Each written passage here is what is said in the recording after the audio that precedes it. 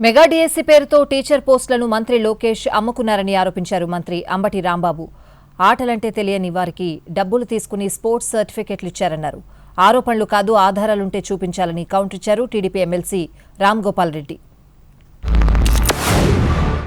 మహానాడులో గొంతు చుంచుకుని మాట్లాడుతూ ట్రాన్స్పరెన్సీగా మెగా డిఎస్సీ నిర్వహించామని. ఎక్కడ ట్రాన్స్పరెన్సీగా నిర్వహించారు?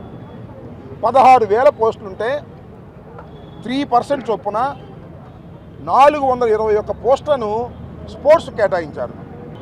అసలు ఆటలంటే తెలియని వాడికి స్పోర్ట్స్ సర్టిఫికేట్లు ఇచ్చారు. 421 మందికి ఇచ్చారు. వాళ్ళందరికీ ఉద్యోగాలు ఇచ్చారు. ఇచ్చే టైంలో ఏం చేశారు? ఒక్కొక్కడికి 10 లక్షలు, 20 లక్షలు, 30 లక్షలు వసూలు చేశారు. వసూలు చేసి అన్నీ కూడా మన లవ్ క్యాష్ గారికి ఇచ్చారు. ఇది దుర్మార్గమైన పని.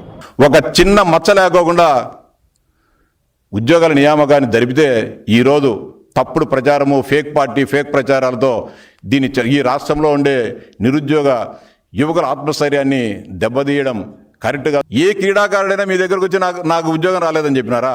లేకపోతే ఇప్పుడుండే ఎవరైనా క్రీడాకారులు నేను ఆట ఆడుకోకుండా కూడా నేను సర్టిఫికెట్లు తెచ్చుకుని ఉద్యోగాలు ఇచ్చినామని ఎవరన్నా చెప్తా ఉన్నారా? ఈరోజు పబ్లిక్ డొమైన్లో ఉంది పేర్లు. ఏ క్రీడా కోటాలో, స్పోర్ట్స్ కోటాలో ఎవరికి వచ్చి మీరు చెక్ చేయండి.